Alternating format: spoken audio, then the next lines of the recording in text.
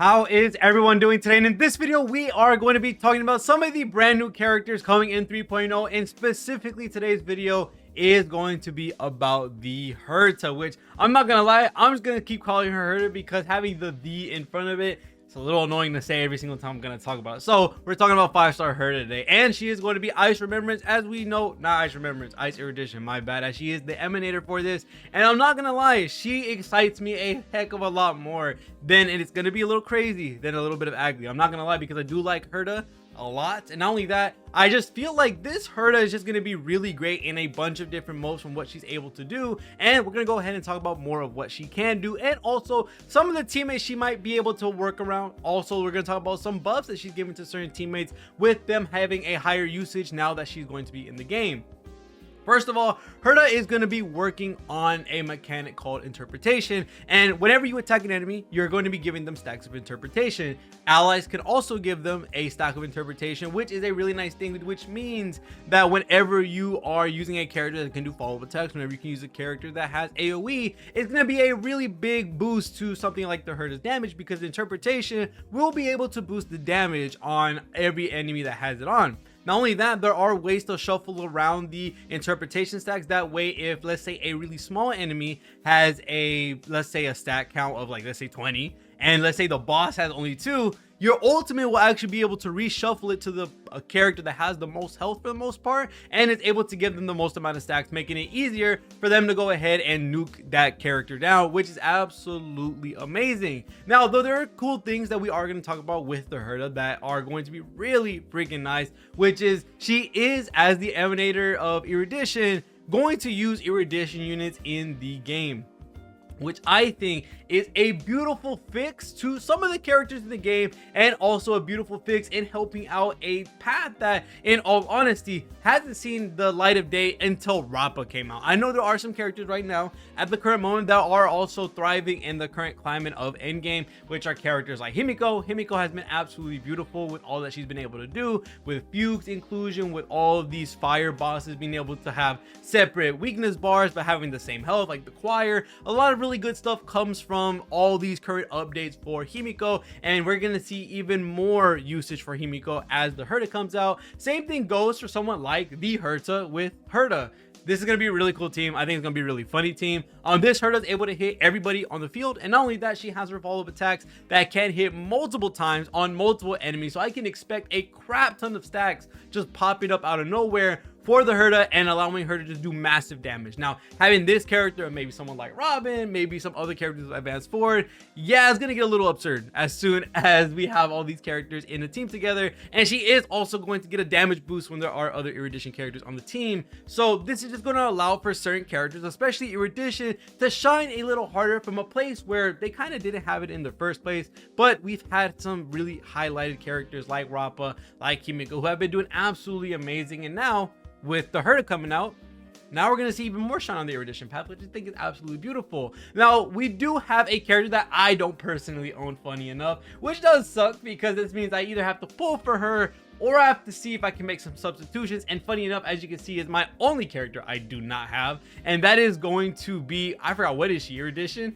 Jade. I think Jade has been slumbering for quite some time when it comes to her not being used in a lot of content. Regardless, of course, Pure Fiction is going to be where she is eviscerating everything. She's doing so much damage, so much follow-up attacks. I can understand why you would use her for Pure Fiction, but realistically, you wouldn't really use her anywhere else. There hasn't been a lot of quantum weak enemies. There hasn't been a character that really needs Jade in comparison to characters like Ruame, Robin, Sparkle, Sunday. There's been a lot of other great harmonies that kind of overplace what Jade is able to do. But with the Herta coming into the game, especially wanting an Erudition character, wanting a character who's able to help out hit multiple enemies, which Jade can do with her follow-up attack. Also, Jade is the only character in the game that can hit 3 enemies with her basic attack, which is equally as nasty. And if I'm not wrong, which I could be wrong, I don't play Jade, so I wouldn't know, I think Jade has a full AoE basic attack if you use her ultimate. I'm not 100% sure on that, but please let me know in the comments, because I don't have this character, so I will 100% have to look at it when I do end up getting her, hopefully, depending on how they shaft me with the Herta, because I'm really excited for her. I don't know about Jade for the most part, but I can 100% expect Jade to get a massive boost, a massive higher dose of usage now that she has a really nice purpose in a team for the Herta. Not only are you giving the skill out to Herta, which is not only going to allow Jade to get stacks for her follow-ups, which in turn helps out the Herta, but you're also giving her the speed, which is going to be absolutely amazing for the Herta, allowing her to do a lot more damage a lot quicker, and also is able to stack up those stacks a lot faster, helping out do those massive nukes of damage that we're most likely going to see coming from the Herta, which I cannot wait to hopefully showcase in the future as we get closer to her release. But realistically, this path is going to breathe a new breath of life with the inclusion of the character, just because it means that they all have a chance to do something really crazy for the team, although some more than others, because realistically, we're not going to use a character like Ching Tue over someone like Kimiko, using someone over like Rappa, and maybe even the inclusion of Serval as well, because having an Erudition character will be really great. Maybe having Serval on the team might be great. Maybe having Herta on the team might be great. There also might be the stipulation of, what if we have 3 DPS characters? What if we have 3 Erudition characters and a sustain? Would that be worth it with how many stacks you'll probably get off of that? We have no idea. There could definitely be a new realm of team building for this inclusion of the Herta, with wanting other teammates from the same path, similar to what Acheron has. So it's not the first time we've seen this. Acheron wants, of course, other characters that are Nihility, other characters that can do debuffs, and with that being said, she gets more damage. I can expect the same from Herta. And realistically, now that I think about it, does that mean that every single time an emanator comes out, they're gonna want to be with their path? That's actually very interesting. I'm not 100% sure. I'm remembering we do have Acheron, I know that. I don't think we have another emanator, because I might be wrong, but I'm 100% sure we only have Herta, and we also only have the Acheron, and I think that's it, which that is very interesting. So I wonder what the, I guess you could say, unique case is for all the emanators, right? They have to be with their same path, which gives them a big boost in whatever they're going to do. What are they going to do for abundance? What are they going to do for preservation?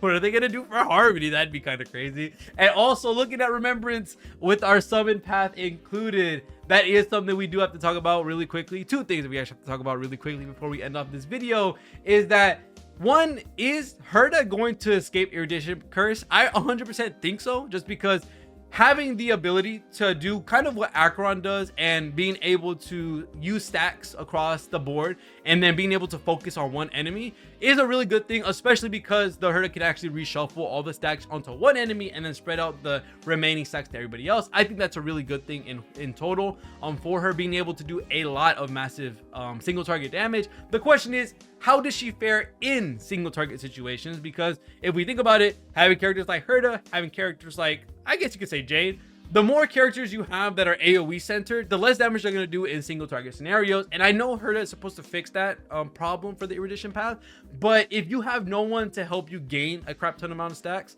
and is able to put them on one enemy, how does she fare in AoE situations versus single target situations? So I do wonder if she's going to have a problem with single target, which realistically it wouldn't be a problem, because right now in the game, we are seeing so many characters, not so many characters, but certain end game modes like MOC, of course, Pure Fiction, and Apocalyptic Shadows, that are not just one character you're fighting. You're usually fighting multiple characters all at once.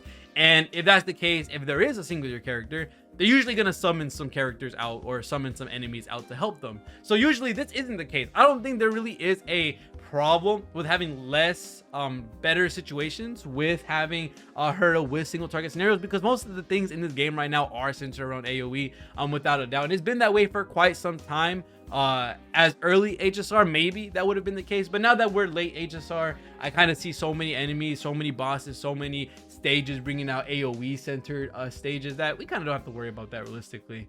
And the last thing I want to talk about is that yes, Herta will be here as a crit based damage dealer, I guess you could say, versus Aglia, who we will be talking about in the next video, who is going to be summon based. So there is the point of concern of, she is in this age-old meta where it's just the crit-based DPS, which is nothing bad in all honesty. It's just that we now have a new archetype, a new structured team that will be coming out, similar to how we had Break come out, similar to how we have the inclusion of the full follow-up team in all its synergy. We could definitely see a character like Aglia, Sunday, and maybe 2 other characters in the future who could be absolutely busted for that archetype. And now we have to worry if we're gonna get Herta or Aglia. 100% looking at Aglia, we're gonna get more information by the time she's here, but we'll talk about that in the next video when going over all of her details, all that stuff, because I do think she has a little bit more to talk about versus someone like Herta. And also looking at Remembrance MC, because holy crap, are we going to get something crazy with Remembrance MC? He's bringing a whole mechanic that's absolutely crazy, and I cannot wait to talk about that. And yeah, Harmony MC's out of the picture, which sucks because I'm a Break main, but oh well. We'll have to see how that's going to work out. But other than that, thank you guys so much for watching all the video. See y'all guys in the next one, and peace.